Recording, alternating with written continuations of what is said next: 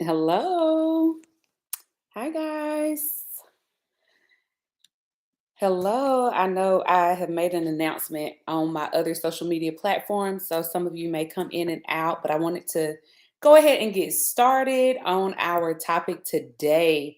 Um, we have a really, really juicy topic today, and I wanted to just start off with a question. And the question for you guys is when it comes to your romantic and your dating life, this is whether you're single or married, we're going to have a conversation today that's comprehensive. You can use the tips and the stories and everything we're going to talk about today all throughout your dating and mating life. But when it comes to your romantic life, I want you to rank kind of what's going on there. And I want, if you feel comfortable putting it in the chat, cool. If not, of course, when you guys come into my world, you have to get your journal, take your notes. Hello, Miss Edna, how are you? But I want to ask you guys that question. And when it comes to your romantic life, how would you rank it? Would you say that your romantic life is stale in this current season of your life, meaning there's not much going on?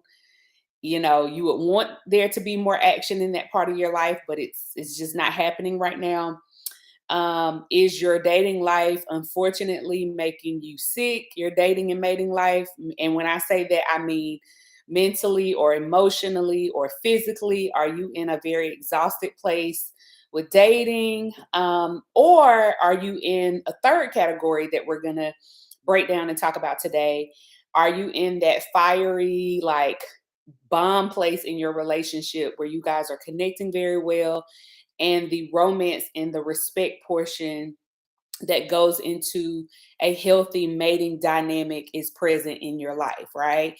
So the romantic part, you guys kind of know if you are the woman in the relationship or if you're taking on a more feminine role in the relationship. We tend to be the ones that are so concerned about romance, and generally you hear who the man or whoever is taking on the masculine role be really, really concerned about respect. What I have found is that both are very, very important. And depending on the topic, women want to be respected just as much in a romantic relationship as the men, but it just is usually in different areas. And men also want to be romantically connected to you and emotionally connected to you and in intimacy, just like the women, right? So if you're in that place, put number three. If you're not comfortable, just write it in your journals. I have my notes right here. So, right where you are in your journal, if you're watching the replay, write it in your journal or feel free to comment. So, what made me come up with this topic, of course, is almost still this. It kind of goes with the dream that I had on last week. If you guys remember, I talked about the high value woman gets paid and not played. And I had a dream. I haven't disclosed that dream publicly, but the topic came out of a dream with all of these nuggets and things that God has just kind of been putting in my heart. And it some of the principles that came from the dream apply to our business life or our money life. But it seems like most of the parts of the dream that I want to share from lessons kind of surround our dating life. So we're just going to go with what God is doing right now. And I have someone that said currently off dating, but desiring the fiery relationship. So learning, yes, don't we? That's the goal. The goal is the fiery relationship. That is where I always like aim to keep my marriage. We'll get into that because my husband and I are very intentional about keeping that part of our relationship alive. It's probably our go-to, like our goal. We set a goal for our marriage and how it feels. And for us, we've decided that if it ain't an A, it ain't really worth it. So I'm with you on that. The fiery relationship. When we're not fiery, it's like, what's going on? Let's get back in formation. Um, but either way, what you guys are going to be able to take from this live today is I want to give you, I love the 2 to 3 practical tips because we're all busy. But I want to give you 2 to 3 like practical tips that you can just kind of put into your mind or into your head when you're interacting with men and when it's time for you to start dating or when you get back in the scene, how you can take your love life from either stale or sick, if you've been in that place where you're sick, to you sitting in your natural feminine place of, being sitting and being cherished and being well loved and feeling romanced in your romantic relationships with men. I want to share my tips on how to you know, move throughout this space and get to the next level. And then not only do that if you're single, not only do that in your single season, but the truth of the matter is, like the tips that I'm going to share with you and the stories that I'm going to share with you, you will literally, I still do these things in my marriage today. Like in keeping a healthy and happy and vibrant marital life, despite all of the things that we have going on in life. You guys know, my husband his career is in medicine, my career is in the law. I was a little bit late to this actual live because I just got off the phone with a client who is doing some big things in her business, and I'm super excited to advise her through those transitions. We have so many busy lives. So, how in the world do you make sure that your dating life and your marriage life, because dating is the foundation for a marriage? If you missed my last live, I talked a bit about that. My last two lives, I think I talked a little bit about how your dating life is the foundation for a healthy marriage. In those videos, I talked about that my husband and I have never stopped dating, right? I've been with him almost 17 years. We've never stopped dating. We've been married over 14. And I don't think we've never even gone a month in our marriage without dates. Like it's literally what you keep doing if you want to keep your relationship fresh and alive. And so, just in terms of story time, I wanted to share with you guys like one of the stories, even though you hear this whole long-term relationship, but the reality of it is there are certain moments or seasons in your relationship where you may be down in the trenches for various reasons. Either you were young, you didn't know what you were doing in the relationship.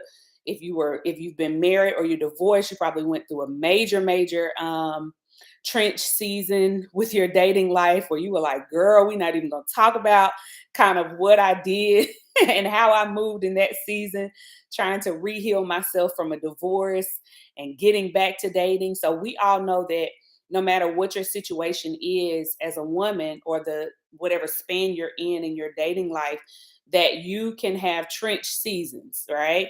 And those trench seasons often are what eventually lead us to a place where we are not excited about our dating life. If you're still on the live and you've been there, put a one in the chat for me. Like if you've gone through a trench season in your dating life and it's like now you're like, girl, I kind you want to play double dutch almost with your dating life. Like, am I gonna get back in or am I not? Like, and that is just a real part of the discussion as to why our romantic life can get to the place where either it's stale or it makes us really, really sick and we're not having that beautiful feminine experience where we're sitting cherished in our partner's eyes and really enjoying our dating and romantic life. But so if you've ever experienced a season like that, put a one in the chat for me. Because that's what we want to avoid. So we are going to get into story time. But before we get into story time, I wanted to share with you guys a statistic. It's not really a statistic. It was a fact that I found. I don't know if you guys have heard of the World Health Organization, but every year this organization puts on something called the happiness study, right? And the happiness study is conducted all throughout the world, and people sit and kind of address various and different areas of life and communicate about what makes them the happiest, or unfortunately what experiences in life have not made them the happiest. And a few years back, the World Health Organization produced a study that said across gender, across socioeconomic status, so meaning how much money we make, across countries, and across race. So they factored in all of these particular characteristics for this study.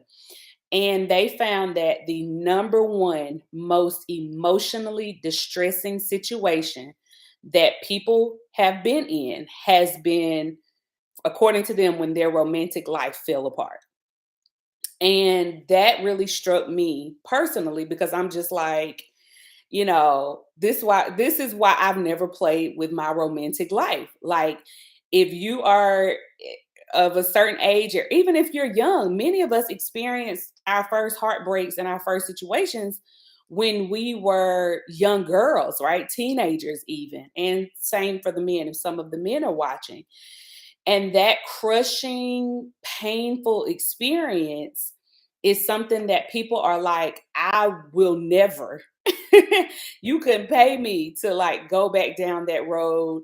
That's where you get all the songs of like, no love and all that kind of stuff. We get some of our biggest, like, even most touching romantic songs from heartbreak, whether it's Tony Braxton or Whitney Houston or whoever, whether you're into trap music or country music, like Wide Open Spaces with the Dixie Chicks. I don't know if y'all remember that song. Like, it's a universal experience in terms of the various problems and issues that we can have in our dating life. And so one of the things that's just really important to me as a feminine woman, and yes, I have my water right here. You guys know you'll see me take a water break every now and then, trying to keep my skin clear, child. But one of the most important things when it comes to really being successful in this area is, how in the world do we overcome these stale seasons of our dating lives and these 6 seasons of our dating lives into a fiery romantic place? Like, how do we maneuver these kind of major spaces that we can find ourselves in? Generally, we find ourselves, you're in the sick territory if you're going through a heartbreak right now, right? You're mentally, emotionally, physically sick. You may be making all kind of crazy decisions because you're not in a good emotional place. And you can find yourself there even in a marriage or single. So that's why this information applies across the board in your dating and mating life. If you are not actively in a sick place, then a lot of times you are in a stale place in your relationship. And it's like you kind of go this pendulum swing. I'm going to go to stale. I'm not going to date. And then when it comes to this sort of middle ground, if my conversation can bring balance to hear about how we can have this middle ground of a steady, beautiful, fiery relationship, that's just kind of where we all want to be, is in a healthy romantic experience, one that can last as long as possible and one that we enjoy as long as possible, right? We're not looking for quick romances and a lot of that other stuff once you get to a certain maturity. And so, in terms of story time, one of the stories that I want to talk about is a story with a good friend of mine that I walked through. And this friend of mine, I don't suspect that they will watch this video or anything. And even if they do watch the video, I don't think they'll be able to know who they are because this is such a universal experience, right? And so I had this good girlfriend who went through a really, really bad romantic situation. But before the bad romantic situation became what it was sort of this fairy tale experience. She had a man who was, very attentive to her. He was extremely careful with how he talked to her and what he said to her. He showed up consistently for dates and for just he wanted to be super present in her life. And you know during this time we were a bit more younger. We were not as old as we are now. And so you're talking about your first or second or third romance. And this guy is, really pouring his heart out. It was very well known that he saw this girl, who is my friend, as his future wife and wanted to marry her. So here we are, all of us being young girls, we're dating, we're experiencing guys. And so this relationship with my friend happened to be one of the more stronger romantic relationships in our social circle, even though we were young. And one of the things that ended up happening is in the midst of them having this very fiery, beautiful romance, a lot of other girls began to notice like how this man treated her, how this man dealt with her, how he loved her, how affectionate he was with her. And a lot of girls began to notice, and my close friend ended up having to be like dealing with all of this backlash with women who were flocking to the man because of how he treated her. If you've ever dealt with this, put this in the chat, okay? Put this in the chat. And what I think occurred was that this flock of women who came to this man, like wanting what he was giving to my good friend, eventually this guy, fell victim. I'll say fell victim on one end, but on the other end made a choice to pursue all of the women that were flocking to him, and divert his attention from the woman that he had been cherishing, he had been loving, and that he had continuously expressed that he still wanted to marry. So whenever he fell for the many, as opposed to choosing the one that he was really, I think, honestly, I do think he loved her, like the one that he really loved and cared for and was emotionally connected to. Once he made that first fall, it was just kind of like a domino effect. It was like woman after woman after woman that he began to explore. And of course, this created tension in their relationship. And eventually, my friend ended up, not being with this person. I tell you guys, and I share that story with you because I feel like this experience, as a woman, you can see yourself in all the different places. Either you've been the friend who's had to walk with the friend through a really bad heartbreak. I haven't gone through that particular experience personally because, as I told you in my last videos, go back and watch it. I have always had very strong non-negotiables when it comes to my dating life. I can so relate to your story. Yes, yes, it's real. Like this is me coming from my heart, and just it's a very universal experience for us as women.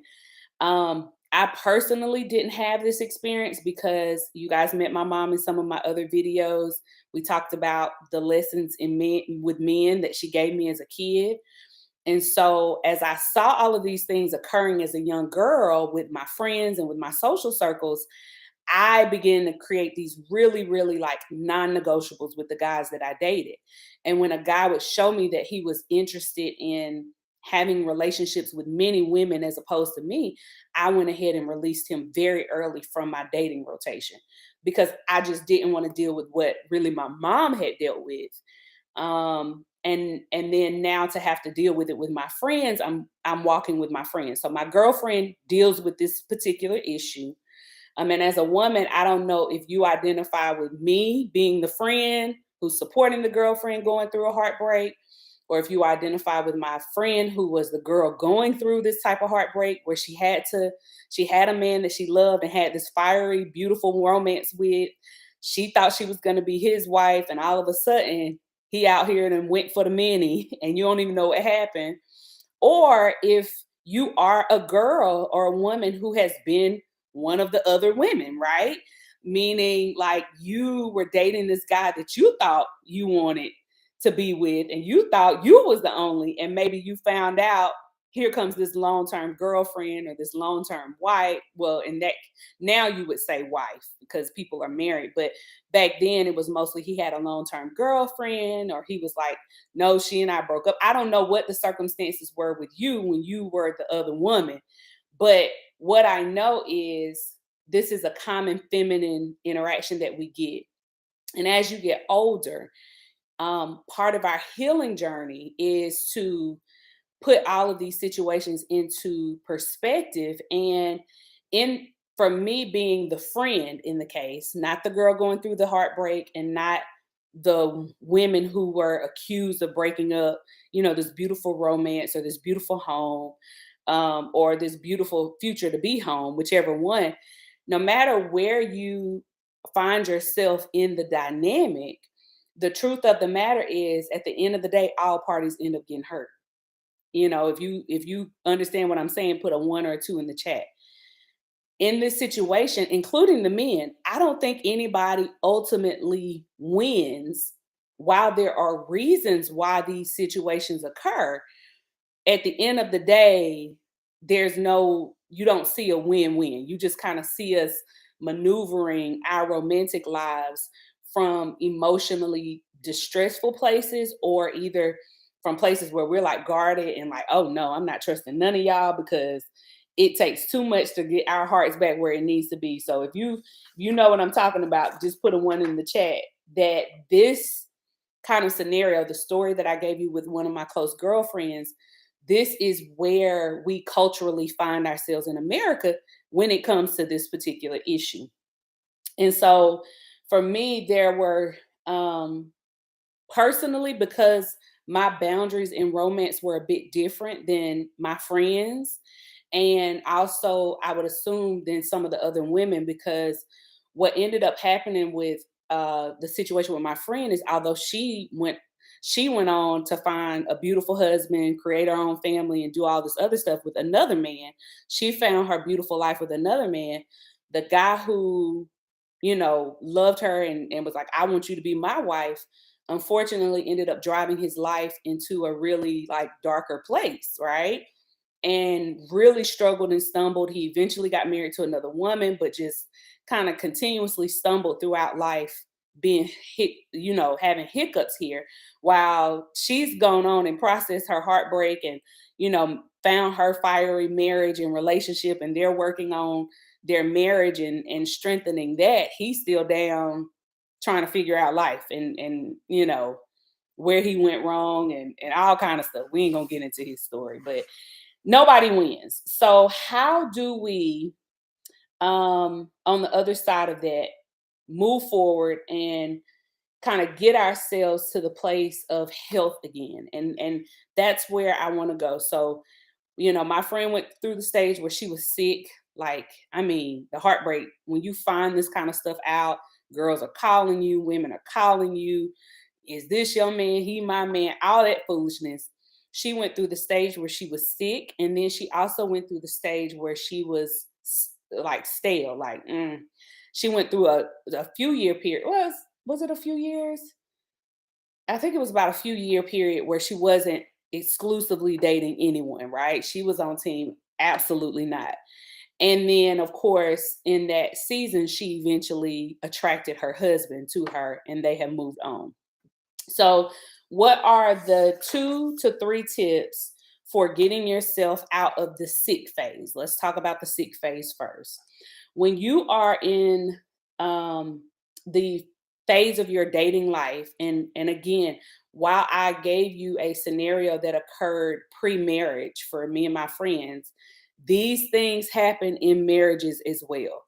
And sometimes it's not even because of, someone stepping out on the marriage. It can be mental health issues with a spouse. That's a big one nowadays for us in America.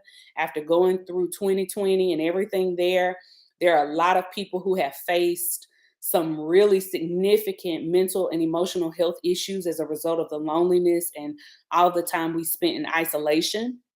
So people's spouses are coming to the table with new mental and emotional health issues. So don't think that I'm only talking about stepping out, even though that one's included. Stepping outside of the marriage, if you're older now, to get certain needs met that they think are not being met in their marriage. That's very real, but it's not the only thing that can make you sick in your romantic life and keep you from your fiery, fun, amazing, beautiful marriage. Okay, because that's what we want. That's the goal. So mental health issues and emotional health issues are doing it. Also, a lack of work-life balance. If you're married to someone or if you're in a committed relationship with someone who has not learned how to have a work-life balance, those issues can really come in and make your relationship sick, because these are the situations that create the need. Our needs in our fiery, beautiful, magical relationships are, I need to feel connected to you. I need to feel a sense of fondness towards you, right? I'm fond of you. I respect you. I care for you. And in order for me to connect with you emotionally in that way, there has to be an investment from the other person, male and female, to do the same thing. If your spouse is emotionally unavailable, your committed partner is emotionally unavailable, you have significant needs. I've seen another issue has been like post-traumatic stress.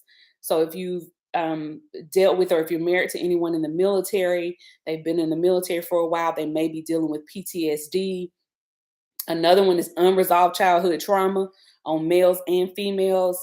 If your spouse had any history of deep trauma in their past, there may be some spaces that they have not healed.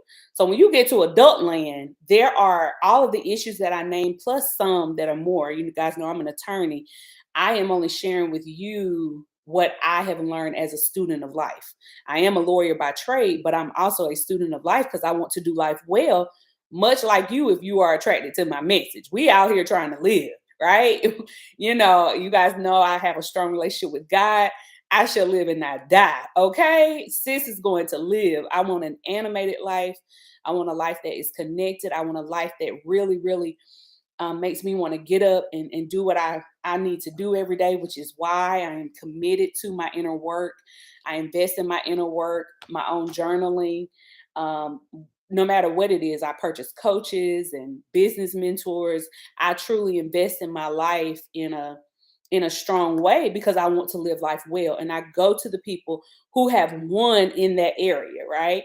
And what I see is that when it comes to a happy romantic relationship, it's not me. I'm not tooting my own horn. There's work that goes into this, but I truly do have I have a happy and healthy romantic relationship that my husband and I are intentional about. Our goal is to keep it at an A. So that's a 95 or higher. When we rank our marriage, when we start hitting that 95 or lower, 90 or whatever else territory, for us, it's like, and there's like, no, what's going on? Like, do we need to rearrange schedules? What needs to happen, right? So we just don't let the emotional quality of our relationship fall before in a certain level. And that's one of the first things that I will say. If you are in a sick space, tip number one, we got here. Tip number one is, if you're in the sick space, you have to reestablish your standards. It's you crying, I know. You are, just out, however, right? You're confused. You So many crazy emotions can happen when we're in the sick stage of our maybe our heart journey, sometimes in the dating and mating journey. When you're in that sick stage, no matter what's going on, I want you to continuously repeat to yourself, I have to establish better standards. I have to establish better standards for this part of my life. Call your therapist, call your mama, your best friend, whatever you got to do. But in the midst of all of that emotional turmoil that may be going on, I want you to remember, speak that type of life for yourself. Like, I will establish better standards for this part of my relationship.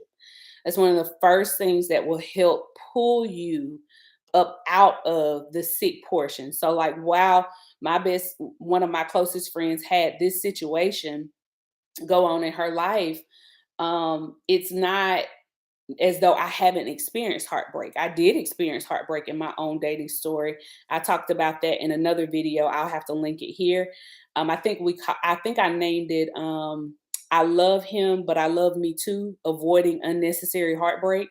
I talked a little bit about my own story, whereby although I had my high non-negotiable with the guy who decided to go against my high standards for my relationship, um, it didn't change that it hurt. It didn't change that it broke my heart. It didn't change that the person had made certain promises that they did not fulfill in my life.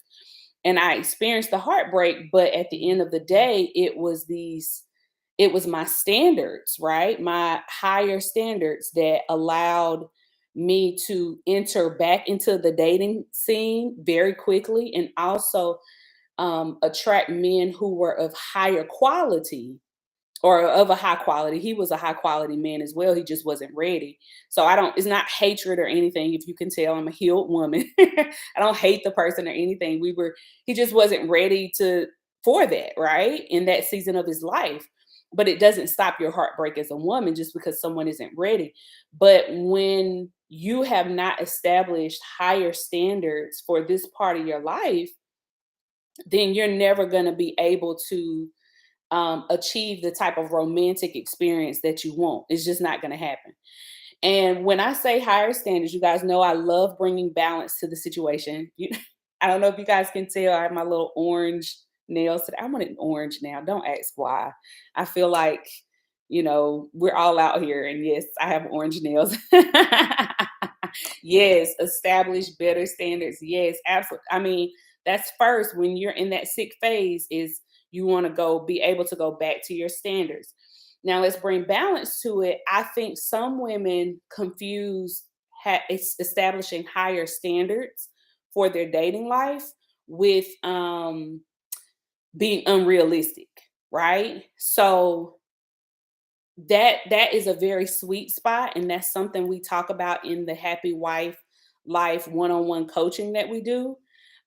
Is what is the difference between having a high standard and it being realistic, like the man can actually achieve it. And a high standard would be, I don't continue to keep men in my rotation who don't keep their word.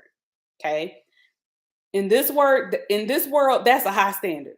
And in worlds in the past, that's just how you did it, right? People honored their word. But here, pretty orange nails, thank you, thank you.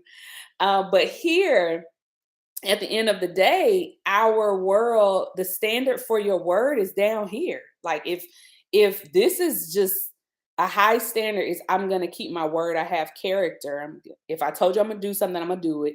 If I can't do it, I'm gonna tell you I can't do it, and then I'm gonna course correct and say, hey, we can do it on this day, right? So it's not perfection. It's just you keep your word, and if you can't keep your word, then you correct.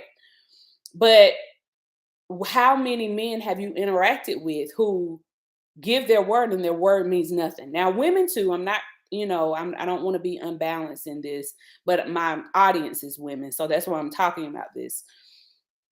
One example of a standard is a man needs to keep his word to me. Why? Because I'm one of the foundations for this fiery, happy romance is that the man has to show up, right? We can't have a fiery, happy romance and romantic life and marriage and you're not showing up. You telling me you're gonna be here and you're not here. You say you're gonna come and you don't come. Like, in essence, that's nothing, right? Maybe you had a one night stand or something like that, but you definitely didn't have a successful relationship, right? Or, y'all tell me if I'm wrong. But an example of an unrealistic expectation may be, if you're writing down your standards, it's, oh, he has to be 6'8" before we go out on a date, right? He has to be 6'5". He has to be, even some women, over 6 feet. Oh, if he's not over 6 feet, I'm not going out on a date with him. Well, at this point, that's a bit unrealistic. You may be shunning a whole bunch of great men because you have this unrealistic desire, expectation for marriages and relationships at this age, right? So that's how you would gauge it. To me, high standards are things that deal with your character, versus unrealistic standards are some of the physical preferences that we say we want. Right now, you're not gonna go with nobody that you're just not attracted to. Balance, bring balance to the conversation. I'm not saying that. I don't believe in that, because you have to be attracted to your mate in that way to continue to fulfill your obligations with the relationship. The number two thing you do if you're in the sixth phase, child, focus all of your attention. I would say at least 90% of your attention on what feels good for you. Not, we're in a drug culture and all of that. No, I'm talking self-care, right? I'm not talking about I'm going to the alcohol bottle or I'm going to drugs or any of that kind of stuff where it may feel good temporarily, but there are certain dangers on the other side of it. I ain't talking about that. I'm talking about self care. I'm talking about reinvesting in your wardrobe. I'm talking about reinvesting in your hair. I'm talking about reinvesting in reading books, watching me, hiring me for a coach, hiring other individuals that are speaking life to you. That's what I mean. Reinvest in yourself heavily. Okay. And reinvest in yourself in a way that feels good. So in this stage, because the heartbreak or the sickness is really strong, you don't want to, in your self care time, do things that don't really rejuvenate you. So, if rejuvenating right now is you going and shopping for flowers, if it's you going and learning about flowers, you taking a sculpting class, you taking a painting class, whatever, it needs to make you feel good because you need to pull in those endorphins and pull in great experiences that bring more oxytocin, which is the feel good hormone naturally that God gives us. Um, and also dopamine, like you need to have something that you're excited about, your dates, right? So if you're in that sixth stage, you want to reinvest in yourself and you want to establish higher standards. Those are my two main points for that area. And high value women are always investing in themselves anyway. You guys know I talk a lot about high value women and being a high worthy woman and moving to your next level, elevating in life. The way you elevate is you invest in yourself. So if this relationship didn't show you that they wanted to invest in you in the way that you want to go, say, if you believe in God and a higher power, thank you, God, but I am a feminine woman. I am worth X, Y, and Z, and begin to invest in yourself and reaffirm what your worth is on that level. And if you have to pull your investment back from other places, like if you have to work less or if you have to deal with stressful friends less, that's fine. Find yourself a loving community to join that is just feeding and being your lifeline now. The second area, and we're going to go ahead because I did want this to be a more longer, live so you guys could kind of interact with me a bit more. I'm trying to share my time more with my audience so you guys can get to know me and I can get to know y'all because I really do enjoy this work in this area. But the second area that we talked about is if your dating life is stale. So let's say you've gotten through your heartbreak phase and child, you ain't worried about him no more. Okay. You look at him and you like, girl, what was I thinking? Last year I thought this man was my soulmate. And this year I'm like, girl, that was not it, right? You are clear, you've invested in yourself, doing your journaling, you've been on your trips, you've been at the beach, you've been having fun. You maybe have even started entertaining guys, however you meet men, if it's online or whatever. You may have entertained a few of them, but it didn't really go anywhere. But your dating life is pretty stale right now. What I want you to do to jump start your dating life again, and I'm not, unless you're truly, truly heartbroken and like maybe going through a divorce or a serious, serious heartbreak, I'm not a fan of stopping your dating life for too long, especially at our age, because we're older. Some of you have desires to have children and all of that. So it's not always timely. If you're younger, like younger than 25, then okay.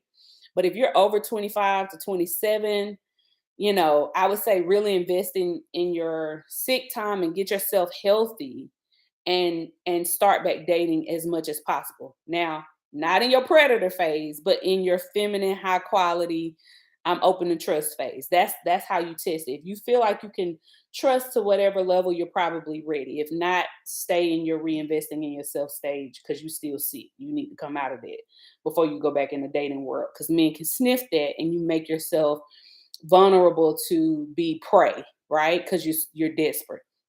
But if you're stale, you're past all the heartbreak. The number one of the top tips I have for you to restart your dating life is to join like co-ed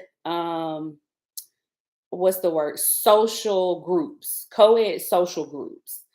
And when I say that co-ed social groups, I mean ease into it. If you've had a long stale period, some women can get, and I'm not judging it or anything. Some people like 10 years, it was like, girl, that was a bad heartbreak. I ain't dated in like years. What I suggest is ease in, but ease in a fun way. Okay, so co-ed social groups. What does this look like? This looks like biking. Like, let's say, I know in my city we have like groups that you can go literally ride a bike, a real bike with, and they're co-ed, right? So it's men and they're women. Okay, you have to reestablish, you have to get back around men, guys. Ladies, I agree with you. Yes, yes, yes. We got to jump back in the game. And I know that, it's like, ooh, so let's start neutral. let's just make sure on our calendar we have co-ed social groups, group outings on there. So another one thing that I said is find a co-ed biking um or exercise group. So like I know that's really really easy is number one, if you're investing in yourself, you guys know that one of the main places I tell you to invest in yourself is your body. If you follow me on Instagram, y'all see me working out even through my pregnancy. Having a fit pregnancy is important to me. Go to a gym and join classes where men and women actually show up. And what happens is you can get to know and talk to men without having the expectation of dating, right? Because when it's the dating expectation, people are like, oh my gosh, I gotta be so awkward. But if we're working out and you're a cool person that I meet while we're working out, and you and I talk about different things like, oh, well, what are your fitness goals? Or what are you trying to do here? Or, oh yeah, I work here. Just keep it very relaxed, keep it very friendly, and it takes the pressure off. So that's my number one thing is start attending co-ed social group outings. Another thing that I think is really cool here, you have to make sure you keep your expectations good because we don't want to go back sick. But you also have the co-ed travel groups now. And I think it's really good to travel co-ed with people. Of course, sometimes there'll be couples there, so make sure that a person's not coupled up before you get to feeling all this stuff for somebody else's husband. We're not doing that. At least that's not what I'm teaching. If y'all doing it, okay, but that's not what I'm teaching it. But co-ed travel groups are another great way to really get out there, explore, invest in yourself. And it's also a good way to find other female friends who are interested in the things that you're interested in as well. So even if you don't kind of make a match with a guy and you're dating, you may make a friendship match and increase the women that are in your tribe that are doing the more elevated things that you want to do. And so another co-ed group that I think has been really successful. I'm not single or whatever else, but of course, because I engage a lot in the male world. I'm an attorney, so my field is already very masculine. I have to know how to interact with men in a social way without going towards romance. I'm just off the market, so that's why. But that's why these ideas come to me. Co-ed business groups who meet live. Get We're on the internet right now. I love y'all. But I would love for you to come to my actual events because we want to get off the internet and back into our real lives, right? You have a mate in real life, not on the internet, right? And there's a place for it. You may meet on the internet, but find a way to get off the internet. So co-ed business groups that meet live. This is good because for me, when I am out, I like to have co-ed groups, if, as you guys can see in my own personal life. But that's because I have a lot of respect for healthy masculinity. I talked about that in my last two videos. Where it comes from is the men in my mom's family. Although my father wasn't present, I was very well loved, and I had great examples of male leadership from like my male cousins and my older cousins and uncles. So I have a very healthy respect for the masculine anyway, and I know what they bring to the table. And when men are around, I mean, they just when they're healthy, okay, healthy men. Let me say that healthy to divine masculine men. I mean, you're going to be protected. You're going to be emotionally safe. You're going to feel comfortable being who you are. They love to provide. Like that's very natural for men. I know women now like, what men love to provide? Healthy ones. Healthy men love to provide. And it's a very just they can't help it. They're givers. They're made in the image of God. Like men have the primary leadership assignment. This is of course my beliefs. God gave them the primary leadership assignment. That's not going anywhere. I don't care what season of life, decade, or era we're in, from a Judeo Christian background and a background where you're talking about God and leadership, men have the first primary leadership assignment. And they're made in the image of God, and God is love. So, a healthy male to a divine masculine male, he has a lot of love in his heart. And there's nothing more precious in their eyes than women. We are the animation. We're the reason they do a whole bunch of stuff.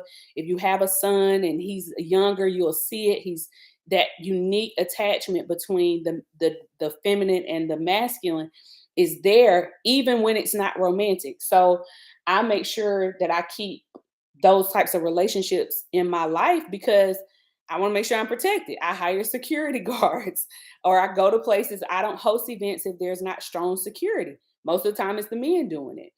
A lot of the people that I hire for certain things, I hire men because they have a very large testosterone, in terms of certain things that are like more robotic. I'll hire the men and I'll hire women for, those creative things. Like my birthday party, I had a female DJ. She killed the game, right? Because she was in her fun, light energy. That's a feminine thing. So co-ed business groups are really important, and you should also be reinvesting in yourself during this time, which is going back to your money. Okay, you're in a business group to learn about how to market and make sales in your business. But at the end of the day, if you meet a guy who's single and you guys really connect in that way, you want to move to the second tip.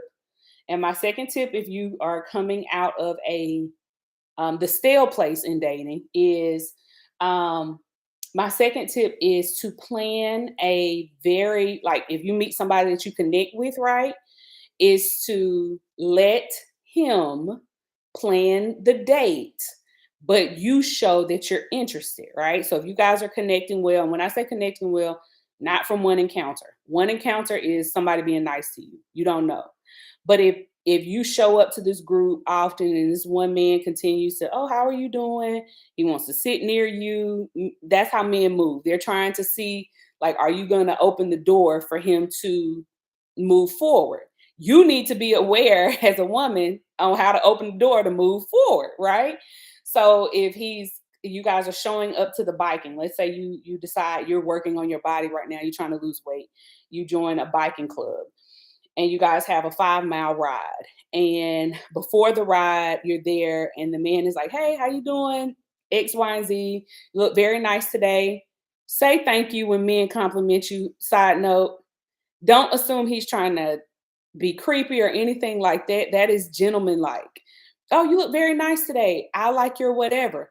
Thank you very much. I appreciate that." If he is trying to hit on you, for instance, men will say that very often with me. Most of the time, they're not trying to hit on me. They're just like, "Wow, you look very lovely today." They may even, if they see my ring, say, "Your husband's a lucky man," right? They may have saw my ring beforehand and did not, they're not a predator. It's just they appreciate beauty. They're men. But at the end of the day, let's say the guy he doesn't see my ring and he moves forward and is like, "You look very nice today." This happened to me honestly yesterday in Publix. I was on the phone with another friend of mine and we were talking. I was on the phone. I had my hand here, so I think my hand was down. My left hand was down. And the guy was like, "You have a beautiful smile." I was pleasant, whatever else. And he was like, "Are you available for me to take you out to dinner?" And I was like, "Oh, I'm married." Da, da, da. He's like, "Oh, okay, my bad." That's all you have to say, right? But it's very good for you to know and for men to know that there are pleasant women still in the world, that we're not all broken and are looking like, "Are you going to get me?" You know what I'm saying? That's your work to do as a woman to heal. And I'm not knocking that there are reasons for that, but it is true that if you're a grown woman and you're acting like that, you probably have not invested in your healing journey the way that you need to be ready to date again, right? Because that's not on the man to deal with whatever a male in your past did to hurt you.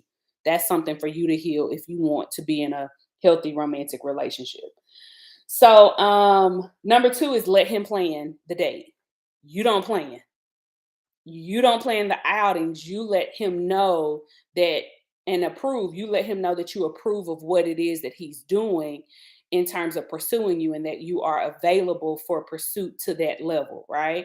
So if he says, he's coming around or whatever else, if you suggest, like, let's say he's not catching the hint, because in this world it is tricky. Let's say he's not catching the hint, but he's showing you he likes to be around you or whatever else.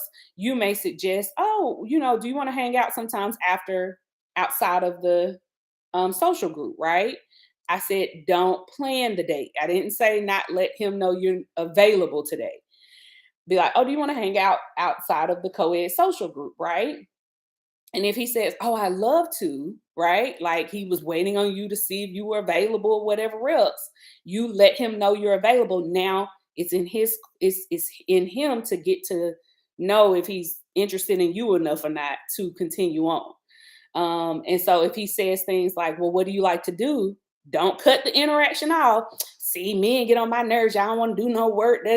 He doesn't know you, sis. That's him being interested. Don't cut it off at that point. Um, what you would do then is say, oh, I really enjoy Thai food, or I enjoy Japanese food, or I really there's this new I like going to concerts, or whatever it is, right? And he should be leading though the planning. So he should be the more inquisitive one, and you are telling him the things that you enjoy doing.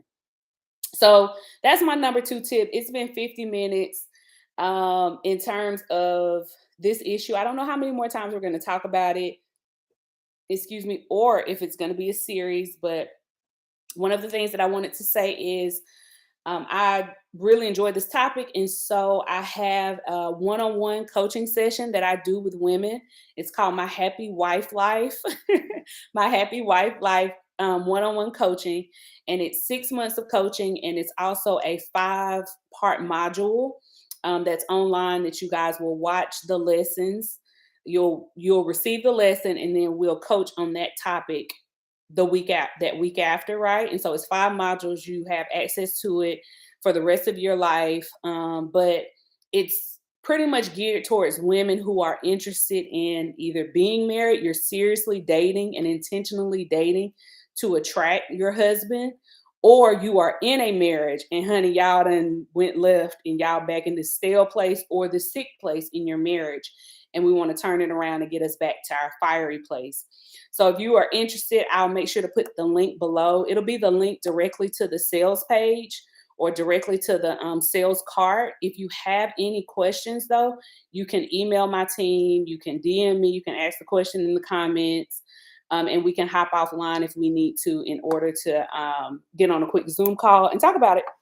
But either way, it's Friday. Enjoy your weekend. And whenever you're watching this, I appreciate you guys. I also make sure to link the other ways to work with me. Sometimes people find me this way with the law firm as well. Cool beans. I'd love for you guys to schedule a call and we talk about your business concerns.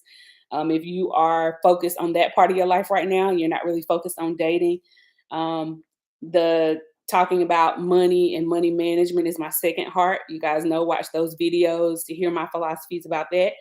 And you can book a call with the firm. If I'm able to assist you, I'll let you know. And if I can't, then I will make sure to do my best to refer you to an attorney or a set of advisors that can. All right. You guys enjoy your Friday. Bye bye.